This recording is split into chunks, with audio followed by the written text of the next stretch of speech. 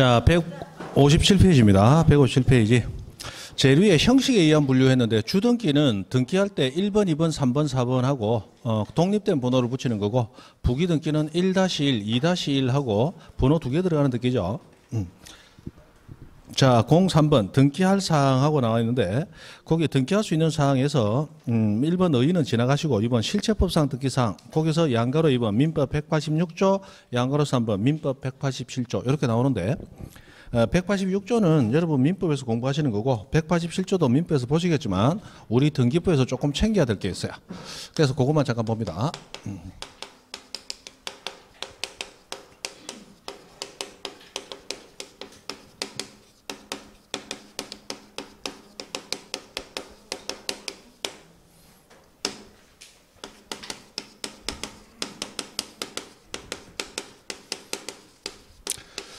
자, 법률 규정이 있으면 등기 없이 권리 취득한다라고 했는데 이때 법률 규정이 있을 때는 우리 187조에서 네 가지를 예시하고 있습니다. 상속, 공용, 징수, 그리고 판결, 그리고 경매 이렇게 네 가지를 예시하고 있어요. 자, 이렇게 네 가지를 예시하고 있는데 그러면 상속이나 공용, 징수 등등 언제 권리 변동 효력이 발생하느냐? 등기 안에도 권리 변동 효력이 발생한다고 했는데 자, 상속은 피상속인 사망하면 그죠? 피상속인 사망일에 등기 없이 권리 변동 효력이 발생합니다. 근데 상속은 포괄승계의 대표적인 사유죠. 그럼 포괄승계, 다른 포괄승계들도 다 등기 없이 권리 변동하게 되더라. 그러면 상속을 제외하고도 나머지 포괄승계 사유가 포괄유정하고 그 다음에 법인의 합병이라는 게 있죠. 자, 이때 포괄유정은 유언으로 정여를 한 거예요. 그래서 유언의 효력은 유언자가 사망하면 발생한다, 그죠? 그래서 포괄유정이 있을 때 그 유언자가 사망하기만 하면 정여받은 자는 즉시 소유권을 취득합니다. 등기 안에도. 그리고 합병은 자, 우리 등기는 부동산 등기만 있는 게 아니고 법인 등기도 있고 선박 등기도 있고 임목 등기도 있고 여러 가지 등기가 있어요. 그중에 법인 등기부에서 법인의 합병, 법인이 합치는 등기가 있는데 그 법인 등기부의 합병 등기만 있으면 우리 부동산 등기부에는 아무런 등기 안 해도 권리가 넘어가게 됩니다. 그래서 합병은 합병 등기한대 이렇게 되는데 이 합병 등기는 이 법인 등기부에서 합병 등기한대요. 그죠? 그때 등기 없이 권리가 넘어가게 됩니다. 요거는 뭐 깊이 하지 말고 그냥 합병 등기하면 넘어간다 하더라 하고 그냥 넘어가세요. 그 다음에 공공의 용도로 개인의 재산권을 징수하는 거, 이 징수의 대표적인 게 수용인데 토지 수용 같은 게 있으면 수용의 개시일이라고 정해지는 날이 있습니다. 그 수용의 개시일에 뭐 없이도 등기 없이도 권리취득의 효력이 발생하더라. 그 다음에 판결은 그 판결이 확정된 때, 판결 확정된 때 그때 권리변동 효력이 발생을 하는데 자, 이 확정 판결이 있는데 그 확정 판결은 다시 그 내용에 따라서 이행 판결과 형성 판결과 확인 판결이라는 걸로 나뉘는데 자, 여기서 등기 없이 권리 변동하는 판결은 무슨 판결만 형성 판결만 요것만을 얘기합니다. 형성 판결만. 다른 판결은 등기 없이 권리 변동 효력이 발생하지 않고 요거 이행 판결이나 확인 판결은 등기를 해야 됩니다. 이행 판결은 갑은 을에게 이전 등기를 이행해라 이런 식으로 나오는 판결이에요. 그러면 을은 언제 소유권 취득하느냐? 이행하라는 판결에 따라서 내 앞으로 등기가 이행되었을 때 권리 취득되는 거예요. 그리고 확인 판결은 법률관계 존부를 확인하는 거기 때문에 이거는 부동산 권리하고는 크게 상관은 없어요. 그리고 형성 판결은 판결이 있으면 법률관계가 만들어져 버려요. 그래서 판결 확정과 동시에 법률관계가 만들어지니까 바로 내 거 되고 네 거 되고 결정이 되는 거예요. 자, 이 형성 판결의 대표적인 예로서 세 가지 공유물 분할 판결, 그 다음에 상속재산 분할 판결, 사해행위 취소 판결 이런 게 있습니다. 사해행위 취소 판결. 여러분 민법에 채권자 대위하고 채권자 취소하고 얘기 들어보셨죠? 이 채권자 취소를 학자들은 채권자 취소라고 하지 않고 사해행위 취소 이렇게 즐겨 부릅니다. 사회행위 취소 판결은 결국 채권자 취소 판결을 얘기하는 거예요. 그래서 이 세 가지가 대표적인 형성 판결인데 뭐 여러분은 공유물 분할 판결 요거 하나 정도 알고 계시면 되겠죠. 공유물 분할 판결. 민법에서 공유물은 자유롭게 분할 청구할 수 있다. 그런데 공유물 분할할 때는 그 방법이 원칙 협의 분할을 하게 되고 협의가 잘 안 될 때는 재판상 분할로 넘어간다. 그래 되어 있어요. 그죠? 그럼 재판상 분할한다는 얘기는 소송이 제기된다는 얘기고 그 소송은 공유물 분할의 소단 말이야. 이 공유물 분할의 소는 형성의 소다 하는 것까지 민법에 나오죠. 그게 왜 형성의 소냐? 법률 관계를 형성시키는 소송이라서 형성의 소예요. 그리고 그 판결이 났을 때 공유물 분할 판결은 법률 관계를 뭐 시키는 형성시키는 판결이라서 그 형성 판결인 거예요. 막 그런 의미로서 쭉 연결이 됩니다. 자, 그다음에 경매는 경매 절차에서 낙찰받은 사람 옛날에는 경낙자 또는 낙찰자라고 부르는데 지금은 매수인이라고 부릅니다. 낙찰받은 사람을 이 매수인이 옛날에는 경락대금 했는데 지금은 매각대금이라고 불러요. 매수인이 매각대금을 법원에 납부하면 되는데 어떻게 납부? 완납. 매각대금을 완전히 납부하게 되면 그때 등기 안 해도 완납일의 권리를 취득하게 됩니다. 해서 요 네 가지 상속, 공용유수, 판결, 경매, 상공, 판경하고 나온 거 네 가지. 근데 요거는 예시에 불과하고 이거 말고도 기타 법률 규정 있으면 뭐 없이도 등기 없이도 권리를 취득한다라고 되어 있는데 이 기타 법률 규정에 해당하는 것들이 159페이지 가보시면 159페이지 중간에 예한가로 8번 기타 법률 규정에 물권 변동 해가지고 동그라미 2번 내용에서 기니들이 미비시 치지키티 피히 우르르 나오고 있다 그죠? 자, 이것들을 여러분들이 이제 아시는 게 제일 좋고 그 중에 꼭 외워야 될 게 몇 가지 있어요. 자, 외워야 될 거 동그라미 리얼, 동그라미 미엄, 리얼과 미엄, 그리고 저 밑에 동그라미 키역, 그리고 티귿, 키역과 티귿 해서 네 가지는 외우셔야 됩니다. 요거는 우리 등기법에서 한 번씩 써먹습니다. 써먹기 때문에 반드시 알아두셔야 돼요. 자, 리얼부터 봅니다. 존속기간 만료에 의한 용익물권 소멸했는데 이 용익물권은 존속기간이 정해졌다 하면 그 존속기간 동안만 존재한다고 합의가 되어 있죠. 그러면 존속기간 만료되면 등기부에 예를 들어 전세권 등기가 남아 있더라도 당연히 전세권은 소멸하는 거다 이런 얘기예요. 그 다음에 미엄.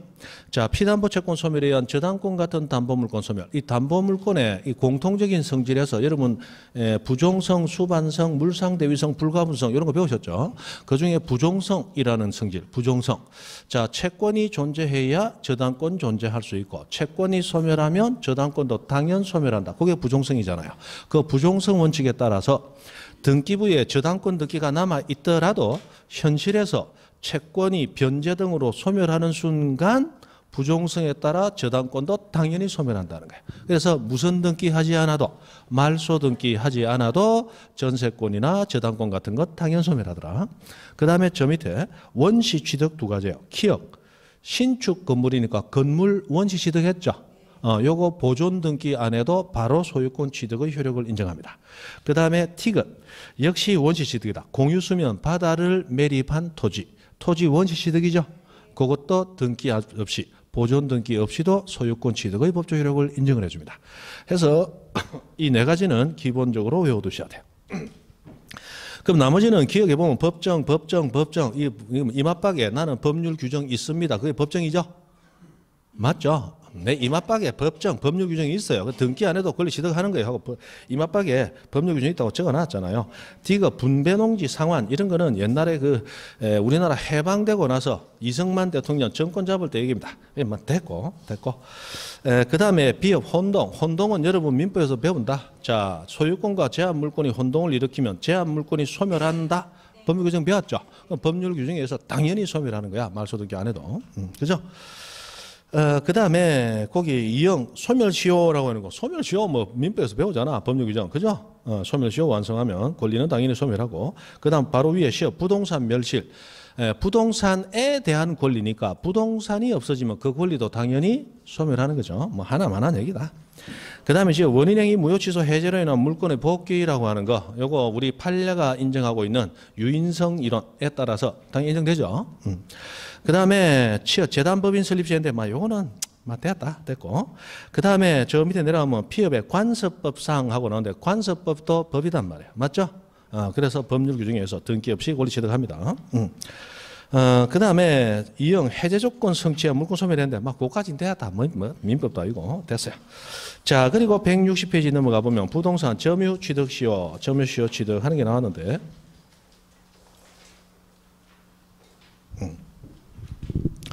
자, 187조는 법률 규정 등기 없이 권리 변동한다. 그러나 유일한 예외가 하나 있다. 그게 뭐다? 점유 취득 시효다. 그죠? 부동산의 점유 취득 시효. 자, 그래서 부동산 점유 취득 시효는 민법 245조 1항에 법률 규정이 있습니다. 법률 규정이 있는데 요거 등기 해야 권리 취득이 되더라. 원래 법률 규정이 있으면 등기 없이 권리 취득이 돼야죠. 그러나 요거는 등기해야 권리 취득되더라. 왜? 법률 규정에서 등기할 것을 요구한다. 거기 보다시피 법률 규정 나와 있죠. 20년간 소유에서로 평온 공연하게 부동산을 점유한 자는 소유권 취득하기 위해서 뭐함으로써 등기함으로써 소유권을 취득한다라고 법률 규정 자체가 등기할 것을 요구하고 있어요. 그래서 법률 규정이 있지만 등기해야 권리 취득되는 유일한 예외입니다. 유일한. 두 개도 없는 예외다. 부동산의 점유 취득시효. 해서 그 정도까지 봐놓으시면 되겠어요. 됐다. 나머지는 됐고. 자, 161페이지 가면 이번에 등기할 수 있는 물건 하는 게 나옵니다. 자, 등기할 수 있는 물건. 당연히 건물과 토지가 있죠. 그러면 토지와 건물 간단하게만 봅니다. 자, 토지는 대부분 등기 가능합니다. 대부분 등기 가능. 근데 등기 불가능한 토지가 딱 하나 있어요. 공유 수면 하에 있는 토지. 즉 바닷물 밑에도 토지는 있는데 그 바다 밑에 있는 토지는 등기된다 안 된다? 안 된다. 우리 지적법 할 때 썰물 때 드러나는 갯벌도 등록 대상이 아니다고 그랬죠. 한순간이라도 바다에 빠지는 토지는 등기되지도 않는다 이 말이에요. 그래서 자, 첫 번째 공유 수면 바닷물 밑에 깔려 있는 토지. 공유 수면하고만 나와도 막 공유 수면 밑에 깔려 있는 토지를 얘기한다 생각하시면 되겠어요. 이거 등기가 불가능합니다. 그런데 이 등기되느냐 안 되느냐가 조금 문제될 수 있는 게 하천법상의 하천부지다. 하천부지. 자, 하천부지는 지금 법이 바뀌어가지고 원칙적으로 등기는 가능하다. 등기 가능하다. 그러나 예외적으로 4가지 권리의 등기는 불가능하다. 그래서 모든 등기가 가능한 건 아니고 일부 등기만 가능하고 일부는 등기가 안 되는 거예요. 자, 등기가 불가능한 권리 4가지 뭐 있다? 지상권, 지역권, 전세권, 임차권. 이런 권리들의 설정 이전 변경 등기는 할 수 없다라고 나오는데 이 4가지 권리만 잘 외워두시면 되겠어요. 지상, 지역, 전세, 임차권. 그래서 하천부지도 우리가 지금 소유권 취득도 되고 이전도 되고 저당권 설정도 되고 경매도 되고 다 돼요. 다 되지만 빌릴 수는 없다. 지상, 지역, 전세, 임차권 다 타인의 부동산 빌리는 권리죠. 빌릴 수는 없다. 빌릴 수는 없다. 요거 뭐 하천법이 개정되면서 그렇게 됐는데 그냥 외우세요. 외우면 되고. 자, 두 번째 건물 나옵니다. 건물. 토지는 아주 단순해요. 자, 그런데 건물은 건물로서 등기되기 위해서는 3가지 요건을 모두 갖추고 있어야 됩니다. 그래서 그 3가지 요건 중에 2가지는 알아두면 더 좋다. 자, 첫 번째 건물로서 등기되기 위해서는 토지에 정착돼 있어야 돼요. 토지에 정착. 그리고 두 번째 건물로서 등기되기 위해서는 외기 분단성이라고 해서 외부의 공기를 분리단절하는 완전히 밀폐될 수 있는 구조를 가져야 돼요. 그래서 이걸 조금 쉽게 지붕도 있고 벽도 있을 것, 지붕과 벽을 갖춘 구조일 것 이렇게 보통 얘기합니다. 자, 지붕이 있어야 상부의 공기를 막아요. 사방에 벽이 있어야 사방의 공기를 막아요. 그럼 밀폐될 수 있죠. 그런 구조를 가진 건물이어야 등기가 됩니다. 그 다음에 마지막 3번째 용도성 요건이라고 해서 등기되는 그 부동산의 용도에 맞는 구조를 가져야 된다. 이런 게 있는데 요거는 우리 시험에 거의 안 나오니까 됐고 2가지 봅니다. 자, 1번 토지의 정착 요건은 단순한 요건이에요. 우리 민법이 부동산의 개념을 뭐라고 하느냐. 부동산은 토지 및 그 정착물로 한다. 이렇게 되어 있죠. 그러면 토지가 대표적인 부동산이고 토지를 뺀 물건은 다 토지에 뭐 돼 있는 정착돼 있는 물건이어야 돼요. 그래서 건물로 건물도 등기되기 위해서는 부동산이어야 되고 당연히 토지에 정착돼 있어야 된다라는 얘기를 하는 거예요. 그런데 이 정착은 그냥 거기 있다는 개념이 아니라 분리 불가능할 정도의 견고한 부착, 그게 정착이에요. 그래서 우리 비닐하우스 같은 거, 비닐하우스로 집 지어놓고 사는 분들이 있더라. 이거 등기된다 안 된다? 안 된다. 이거는 언제든지 비닐하우스고 뼈대인 철근 팍 뽑혀요. 그래서 견고한 부착이 안 돼 있단 말이에요. 그 다음에 우리 조립식 주택 같은 거 또는 우리 아파트 모델하우스 같은 거, 이 모델하우스는 굉장히 멋지게 지어놨지만 그러나 전시 기간이 지나면 철거할 걸 예상하고 지어놓기 때문에 견고한 부착 정도로 안 봅니다. 등기가 안 돼요. 그 다음에 또 뭐 있어요? 우리 조립식 주택 같은 것도 일반적으로는 등기가 불가능하다. 그 다음에 잠시 나오는 거 컨테이너 박스로 되어 있는 건물. 컨테이너 박스 등기된다 안 된다? 안 된다. 요건 동산이다 동산. 지게차 와서 턱 뜨면 언제든지 떠인단 말이에요. 동산으로 등기가 불가능하다. 그러나 컨테이너 박스 가운데서도 조적조 벽돌이나 또는 뭡니까? 블록 같은 거로 쌓아 올린 건축물, 조적조 건축물과 연결되어 있는 컨테이너 박스 건축물로서 지붕까지 설치되어 있다. 이렇게 되면 이제 컨테이너 박스를 억지로 움직이려고 힘을 가하면 조적조까지 연결되어 있으니까 다 잡아져 버리겠죠. 이런 것은 등기 가능하다라고 선례가 별도로 하나 인정한 건 있습니다. 예전에는 또 잘 나왔는데 요즘 거의 안 나오죠. 잘 안 나온 것 중에 하나가 해상관광용 호텔 선박.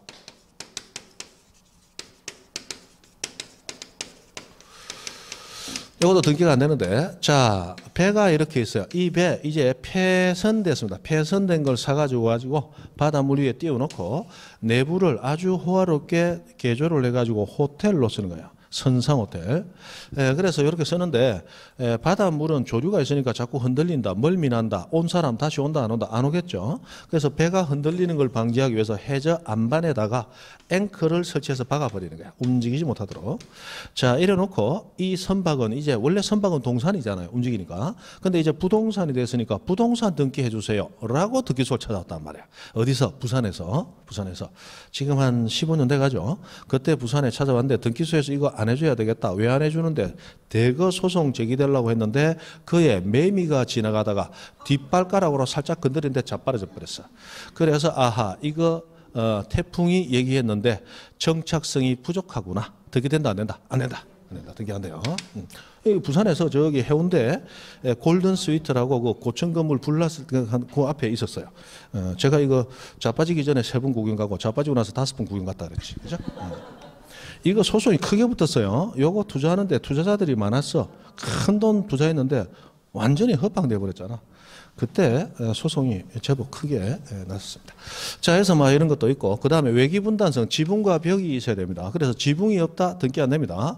그리고 벽은 사방에 다 있어야 되는데 한쪽 벽 없다, 등기 안 됩니다.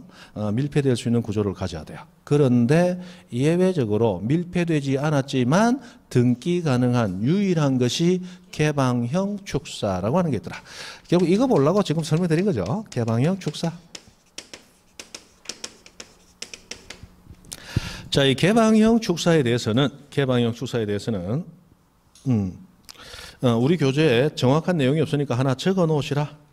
예전에 적어 놓으시라. 적어 놓은 분들 계시죠? 자, 개방형 축사라고 되어 있는데 예전에 축사는 이렇게 지어놨어요. 그래서 밀폐형 구조로 되어 있습니다. 등기 가능했어요. 근데 지나가다가 갑자기 냄새가 심하게 난다. 안에서 꿀꿀거린다. 돼지 축사인가 보다. 안에 음매거린다. 소 축사인가 보다. 꼬꼬대거린다. 닭 축사, 양계장이 있는 모양이다. 그렇게 우리는 생각을 했죠. 그런데 이렇게 밀폐된 구조이다 보니까 환기도 잘 안 되고 위생적으로 불결하기 때문에 이 전염병에 취약하고 안 좋더란 말이에요. 그래서 요즘은 축사를 지을 때 개방되게끔 이렇게 지붕을 두고 이 기둥을 튼튼하게 설치해 놓고 여기 울타리만 이렇게 동물이 빠져나갈 수 없도록 적당한 높이의 울타리만 설치하고 안에 동물이 크고 있는 거야. 자, 귀를 좀 크게 그렸어요. 소 같죠? 소 같아요. 자, 그래서 쥐도 우리 쳐다보고 우리도 쥐 쳐다보고 환기도 되고 요즘 축사는 이런 식으로 짓더란 말이야. 이런 식으로 해야 위생관리도 편리하고 잔병치레 잘 안 하고 훨씬 수월하고 좋더라는 거야. 그러나 옛날에 이런 건물 등기된다 안 된다? 안 된단 말이에요. 등기가 안 되니까 옛날에 이런 건물 지을 때는 돈도 더 작게 들어서 그냥 막 쌓아 올리면 되니까. 근데 이거는 등기가 가능하기 때문에 소유권 이전 등기도 되고 뭐 돈은 많이 못 받겠지만 은행에 저당권 설정하고 이 자금 융통도 가능했어요. 그러나 이건 등기가 안 되다 보니까 이전 등기도 불가능하고 저당권 설정도 불가능하고 자금 융통도 안 돼. 그래서 축산 농가가 경제적으로 어려워하기 때문에 정부가 나서서 이 축산은 특별히 등기할 수 있도록 특례법을 만든 거예요. 그게 개방형 축사의 등기에 관한 특례법이라고 해가지고 지금 만들어진 지가 한 9년 정도 됩니다.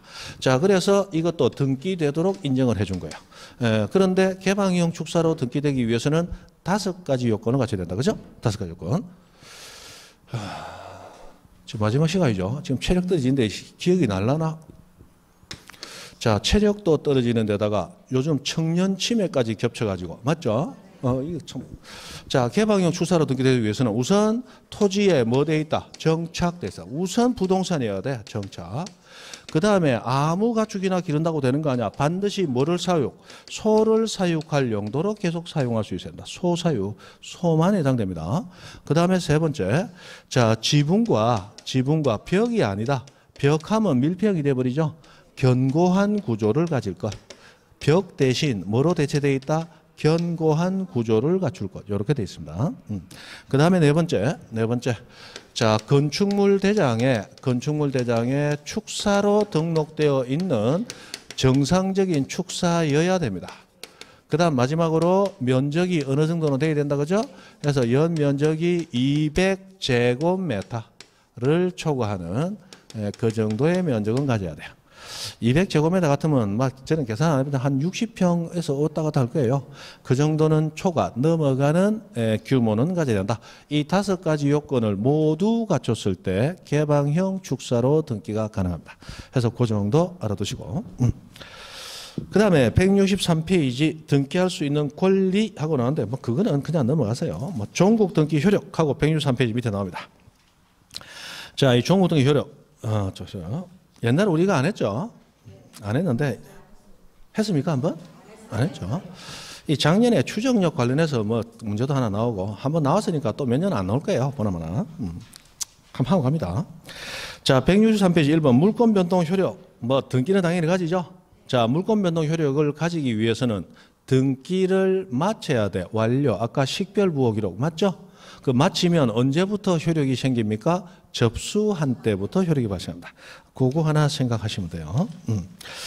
그래서 164페이지 가보시면 제일 위에 2번 물권 변동 효력의 발생 시기라고 해서 등기관이 등기를 마친 경우에 그 등기는 언제부터? 접수한 때부터 효력이 발생한다.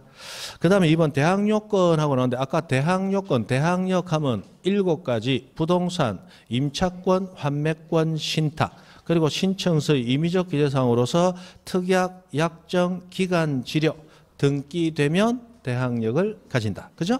맞죠? 그거 기억하시면 되겠어요. 그 다음에 3번 점유적 효력이라고 했는데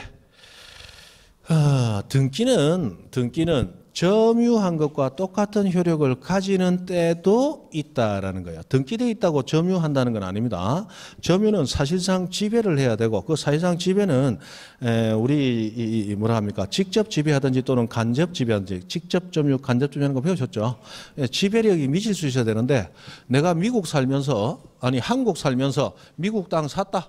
그럼 미국 땅 내 앞으로 예를 들어 등기해놨다. 그럼 나는 한국에 있는데 그거 점유하고 있는 거겠어요?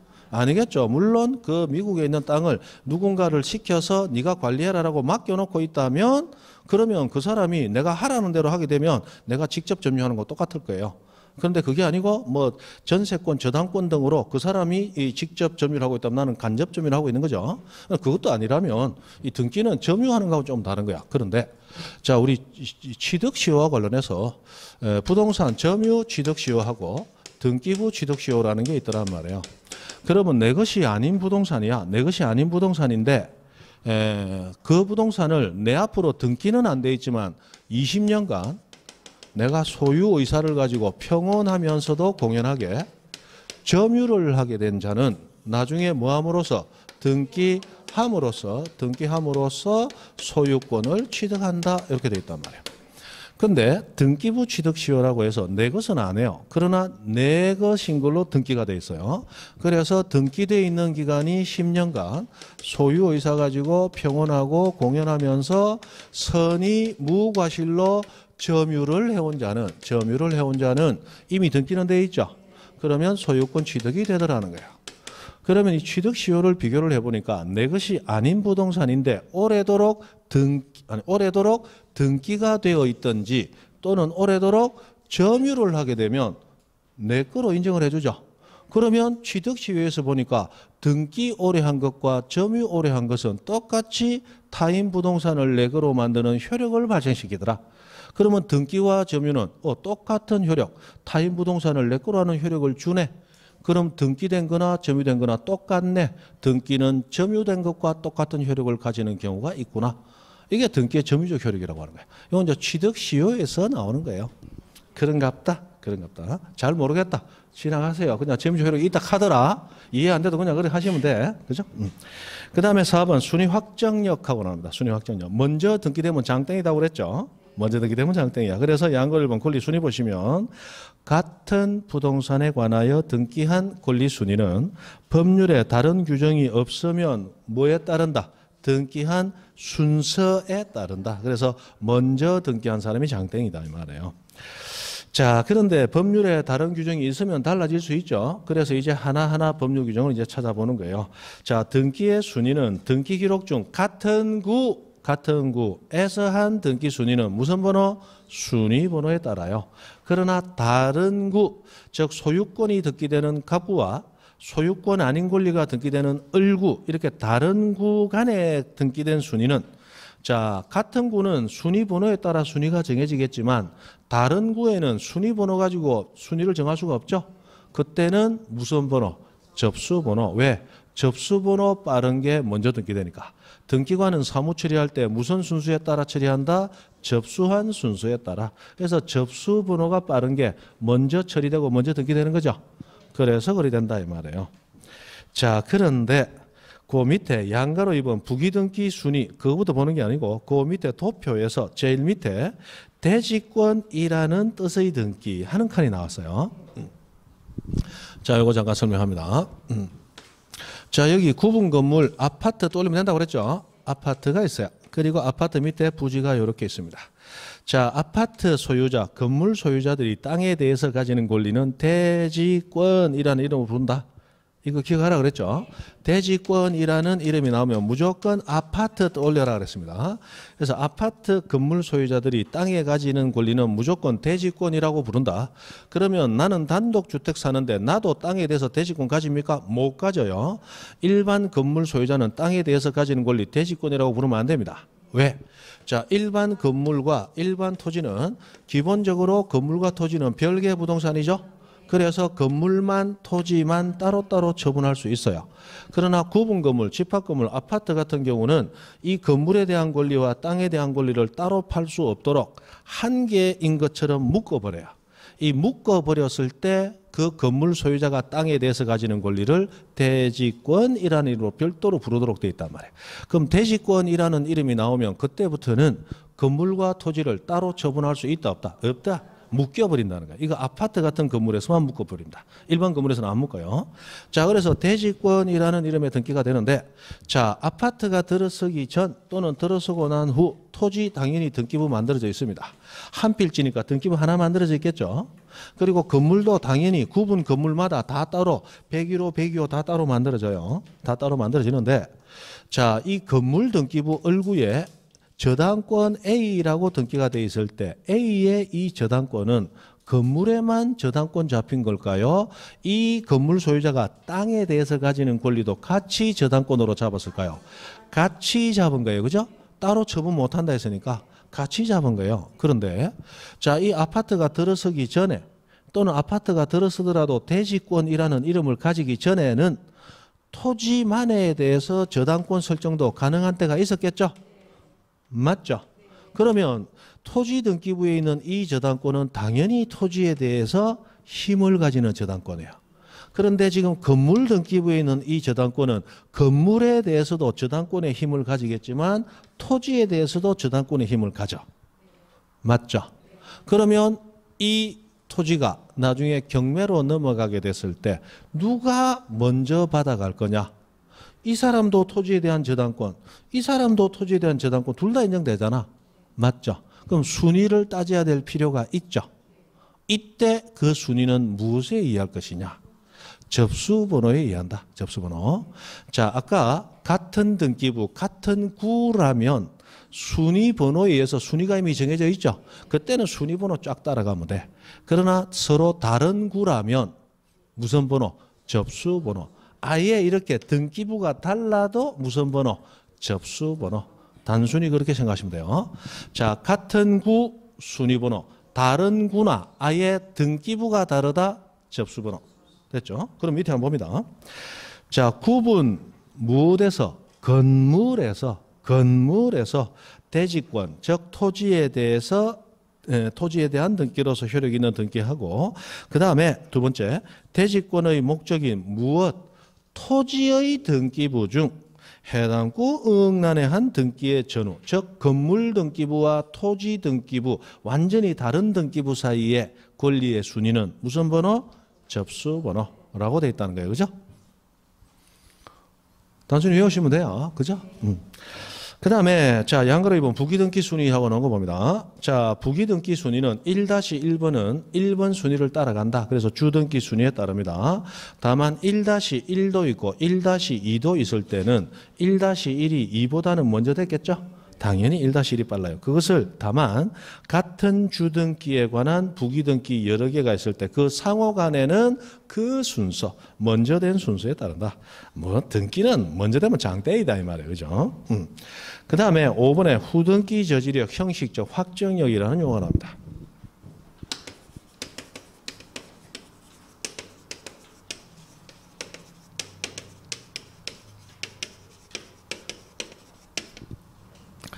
자, 우리 전세권은 동시에 두 개 있을 수 있을까요? 없을까요? 전세권 동시에 같은 공간에 두 개? 없죠? 자, 1번 전세권 A 3년하고 등기가 되어 있었어요. 근데 3년이 기간 도과로 전세권은 소멸했습니다. 현실에서는 전세권 존재해요? 안 해요? 안 하죠? 안 합니다. 근데 등기부에는 아직 말소 등기 안 했기 때문에 남아있죠. 남아있지만 소유자는 이거 없잖아 이거. 그리고 이 사람 이사 나오고 집도 비 있잖아. 그럼 빨리 전세금 받기 위해서 B한테 또 전세권 설정해주고, 이거는 죽은 거니까 2번 전세권 B 3년 요래 또 해주려고 합니다. 이거 되느냐 안 되느냐? 안 됩니다. 안 됩니다. 자, 우리 법에서 형식이라는 말이 나오면 문자화되어 있다, 글자로 되어 있다, 그걸 형식을 가진다 이렇게 표현한다고 그랬죠. 그러면 이 위에 있는 1번 전세권은 이미 소멸하고 없어요. 없지만 등기부에 아직 남아있죠. 글자로 문자로 남아있죠. 형식이 남아있단 말이에요. 형식이 남아있으면 뭔지는 잘 모르겠지만 확정된 힘을 가지고 있다는 거예요. 그럼 무슨 힘인데? 아, 그건 나도 모르지 그러고 있다가 그럼 이거 무시하고 다른 전세권 하지. 그건 안 돼. 왜? 뭔지 모르지만 확정된 힘을 가지기 때문에 그 등기와 양립할 수 없는, 동시에 존재할 수 없는 후등기는 용인한다, 저지한다. 저지 막아버린다는 거예요. 그래서 현실로는 전세권이 없기 때문에 이 전세권 설정이 가능할 것 같지만 등기부상에서 두 개의 전세권이 동시에 성립하고 있죠. 그럼 등기부상에서 전세권 두 개가 부딪히고 있단 말이에요. 이거는 안 된다라는 얘기야. 그게 형식적 확정력 그리고 후등기 저지력이라고 하는 건데, 가장 쉽게 얘기하면 이런 겁니다. 등기법은 지금 무슨 얘기를 하고 싶으냐? 죽은 거는 죽었다 하고 좀 지워라. 그리고 다른 등기 좀 해라. 그런데 이거 귀찮다고 안 하고 요구하니까 현실에서는 요 B의 전세권밖에 없지만 등기부를 보는 우리는 전세권 왜 두 개가 같이 있지? 오해할 수도 있잖아. 그러니까 어떻게 하라? 지우고 새로 등기해라. 이런 얘기를 법률적으로 풀어내다 보니까 안 지우면 형식이 있으니까 확정된 힘이 있고, 그래서 양립할 수 없는 후등기는 저지 막아버린다. 이렇게 복잡하게 설명이 되는 겁니다. 사실은 쉬운 거죠? 지우고 등기해라. 이 얘기를 하는 거예요. 됐습니다. 그래서 165페이지 양가로 2번 내용에서 동그라미 2번 보시면 동그라미 2번 전세권의 존속기간이 만료되어 있는 경우에 그 등기를 말소하지 않는 한 다시 제3자를 위한 전세권 이거 수리 가능 불가능? 불가능. 똑같은 얘기죠. 그 다음에 6번 권리 추정력하고 나왔습니다. 자, 여태까지 나왔던 거 다 합친 것만큼 중요한 게 추정력이에요. 나온다면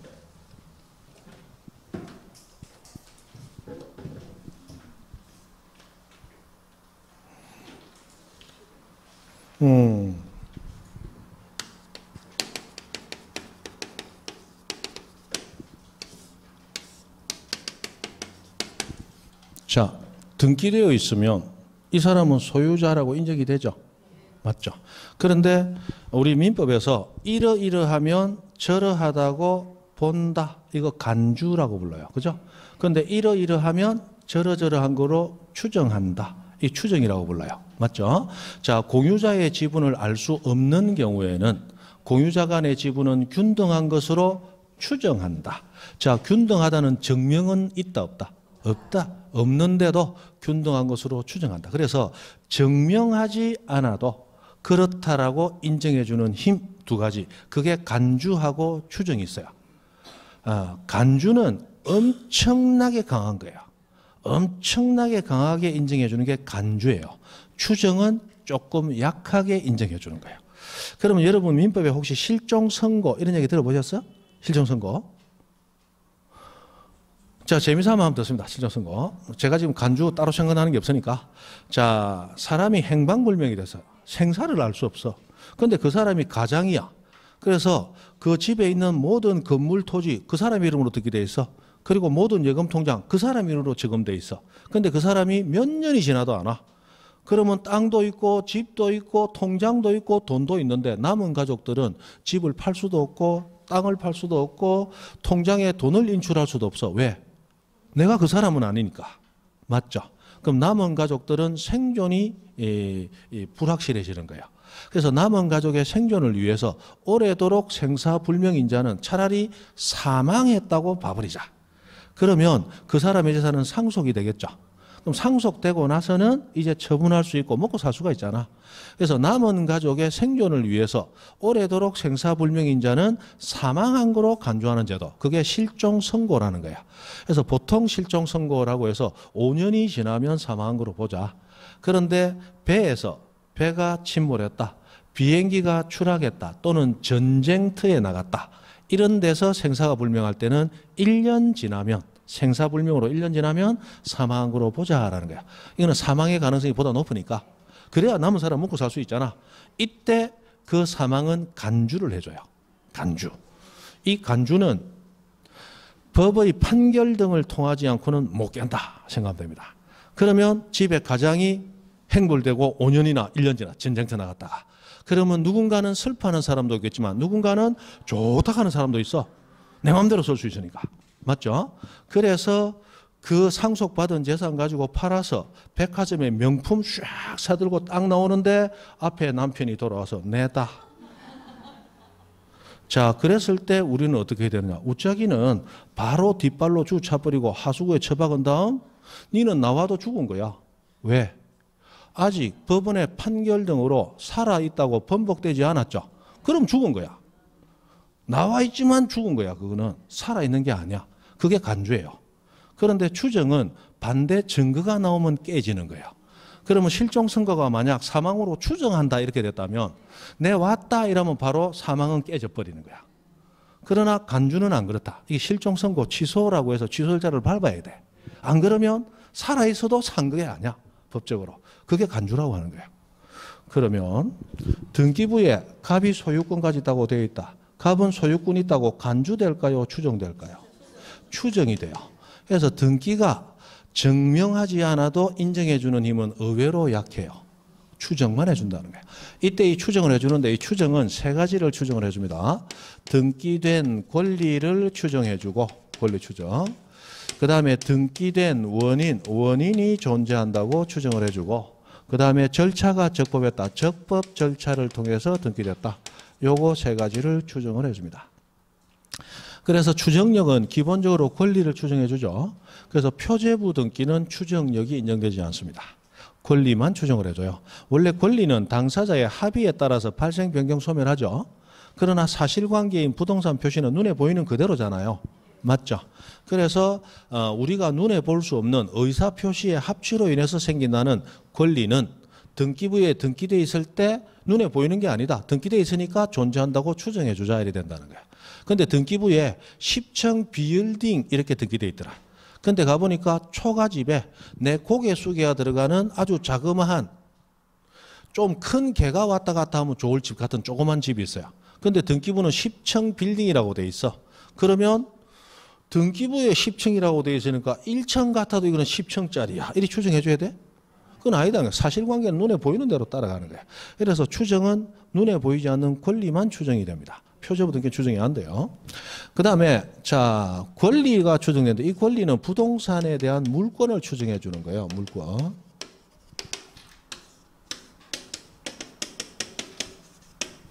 자 A 저당권이 있다. 1억 채권이 있다. 라고 했을 때 뭘 추정해 주느냐. A에게 저당권이 있다는 권리를 추정해 주는 거예요. 그런데 1억이라는 채권이 있다고도 등기되어 있죠. 채권은 물권이다 아니다? 아니잖아. 그럼 채권은 원래 추정이 안 되는 거예요. 그러나 저당권에 있어서는 저당권의 존재뿐만이 아니고 피담보 채권의 존재도 같이 추정을 해줍니다. 두 개 다 추정해줘요. 뭐 때문에? 부종성 때문에. 부종성 때문에. 채권이 존재해야 저당권이 존재하고 채권 존재 안 하면 저당권도 존재할 수 없죠. 근데 저당권 존재한다고 추정해줘야 되죠. 그러기 위해서는 채권도 존재해야 되죠. 그래서 채권 존재도 추정을 해주는 거예요.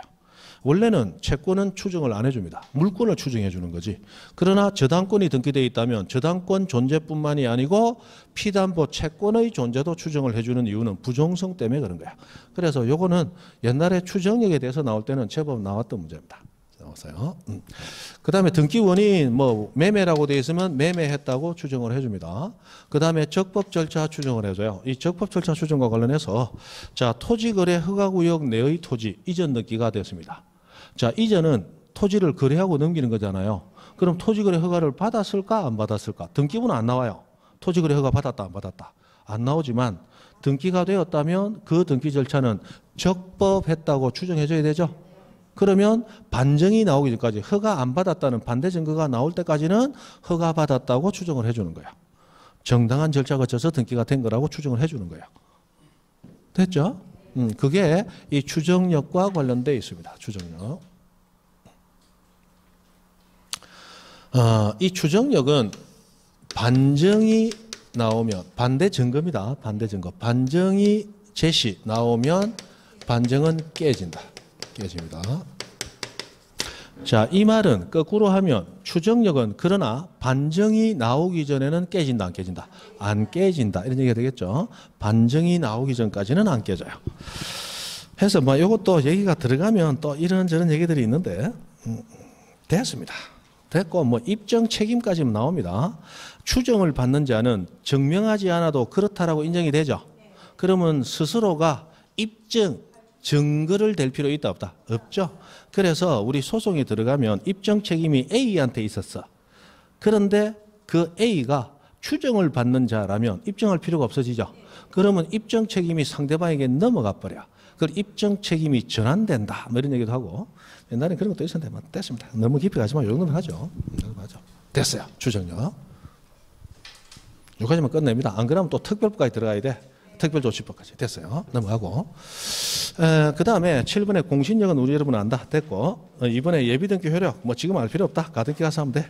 자 168페이지 갑니다. 등기의 유효요건하고 나서 등기의 유효요건. 거기서 박스 2번에 형식적 유효요건 해가지고 뭐 이런저런 얘기가 나오는데 1번에 보면 등기가 존재할 것 이렇게 돼 있죠. 그래서 권리 변동 효력이 발생하려면 등기돼야 되죠. 그런데 등기관이 실수로 등기를 안 했는데 자기는 등기를 했다고 착각에 빠져서 우리한테 등기가 끝났다는 증서, 등기 필증을 우리한테 만들어줬어요. 그럼 나는 등기 필됐다는 증서, 등기 필 정보, 등기 필증을 받았는데 실제로 등기부에 등기는 안 돼 있어. 자, 나는 권리 취득이 됐을까요? 안 될까요? 안 됩니다. 안 됩니다. 아까 우리 186조 등기하여야 효력이 생긴다. 맞죠? 그러면 등기 이후의 절차가 있더라도 등기가 안 돼 있다면 권리 취득은 안 되는 거야. 그래서 여러분이 나중에 거래했다. 나중에 연락 왔다. 등기필 정보 받아가세요. 등기 끝났습니다. 그럼 등기필 정보 받고 좋다고 고깃집 가서 고기 구우먹고 술 한잔 마시면 된다, 안 된다? 안 돼. 안 되고 실제로 등기부를 열람하든지 등기사항 증명서 발급받아서 내 명의의 등기가 돼 있는지를 명확히 확인을 해야 되는 거예요. 물론 안 그럴 일은 0.00001%밖에 안 되겠지만 혹시 내가 그리 될 수도 알 수 없죠? 맞죠? 길 가다가 자빠지는 거 아무나 자빠지는 거 아니야. 근데 나도 한 번씩 자빠질 수가 있죠. 요새는 안 자빠집니다. 젊을 때는 뛰댕기다 자빠지는데 요새는 안 뛰댕기니까 안 자빠지죠. 안 자빠져. 안 자빠질 정도로 아직은 힘이 있는갑다. 됐습니다. 됐어요. 그리고 자빠질까 싶어 지금 얼마 전에 일요일 날, 토요일 날 금정산에 고등학교 동창회 산행한다 해서 갔다 왔습니다. 배 좀 들어갔죠? 안 들어갔어요? 3시간을 돌아다녔는데 3시간을 됐어요. 3시간 돌아 3시간. 자, 그 다음에 마지막으로 171페이지. 그 중간에 있는 거 뭐 질적 불이지 양적 불이지 됐고, 자, 170페이지 실체적 유효권의 완화가 나오는 거. 자, 그래서 판례상 유효권의 완화라고 하는 거, 이거 한번 봅니다.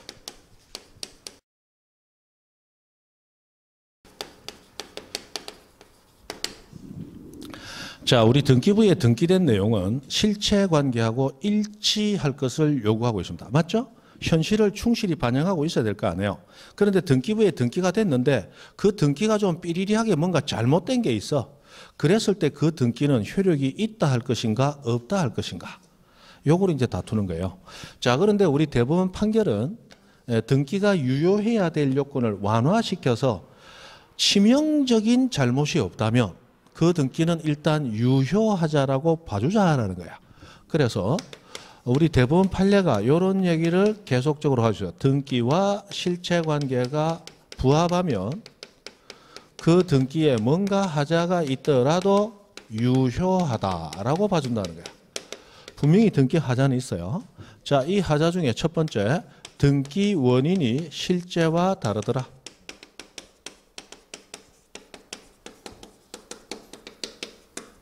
그 다음에 두 번째, 무효 등기의 유효. 그 다음에 세 번째, 여러분 잘 아는 중간 생략 등기하고 모두 생략 등기.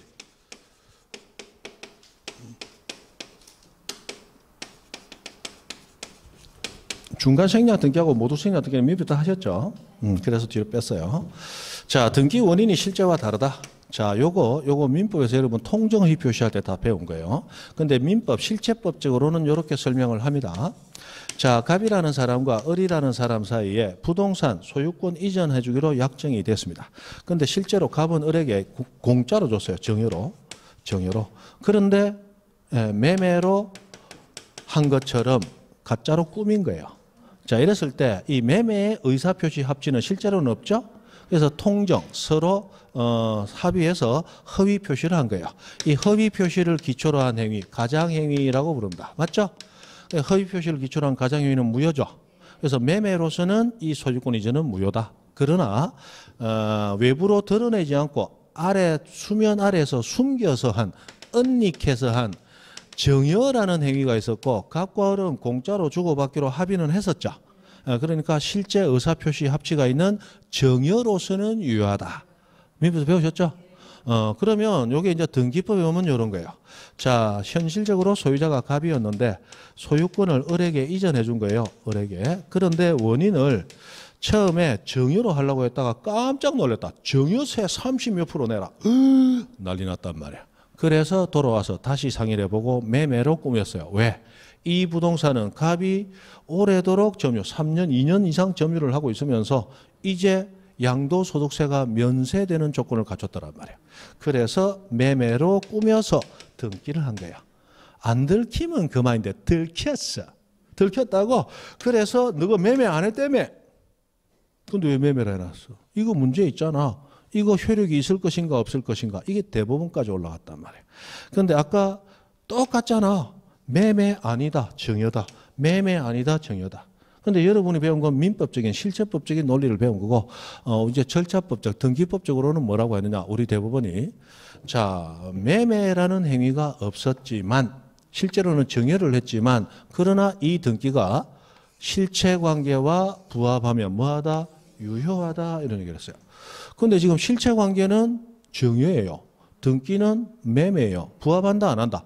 안 하죠. 그런데도 대부분은 계속적으로 비슷한 사례에서 등기와 실체관계가 부합하면 유효하다. 이렇게 판결을 내리고 드디어 이 등기법 연구하는 학자들이 대법원의 얘기는 이런 얘기구나 라고 이제 계속된 판례에서 해석을 이끌어냈는데 이 등기와 실체관계에서 일치하는 것은 권리자라고 하는 핵심 내용을 얘기하는 거다.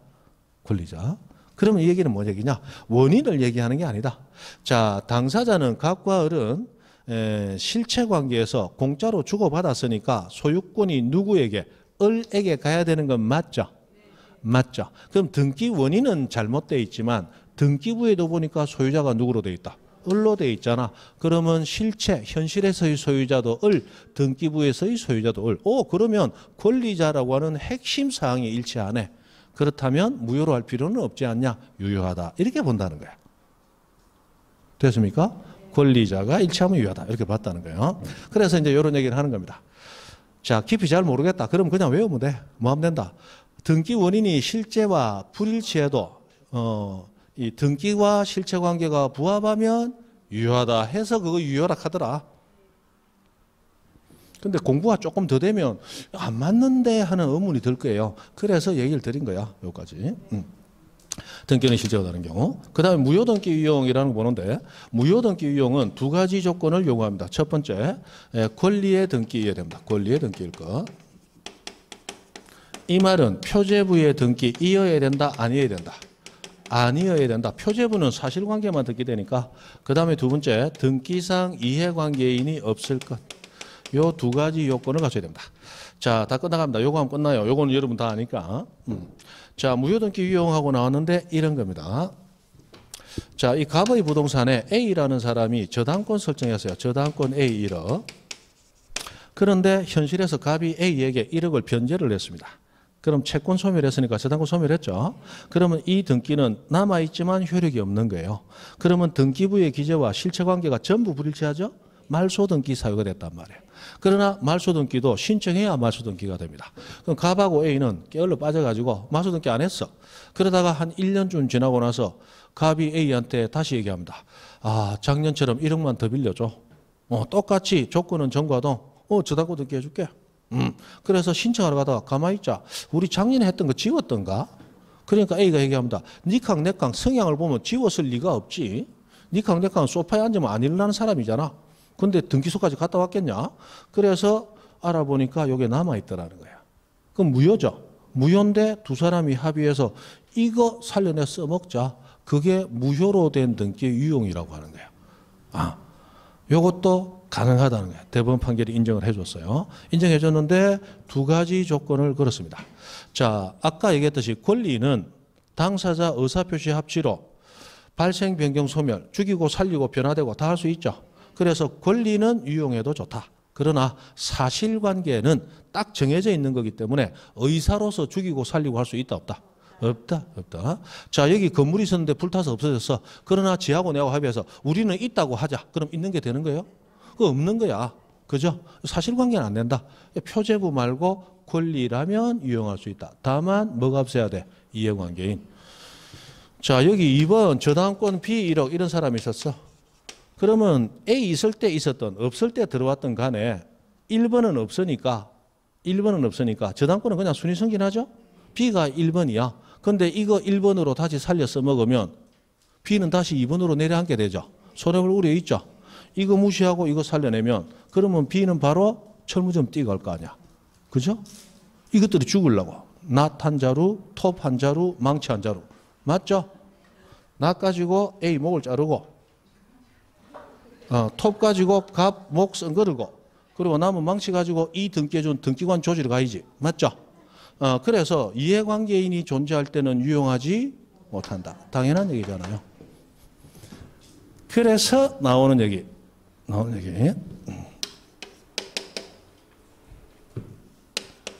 자, 요거 마지막입니다.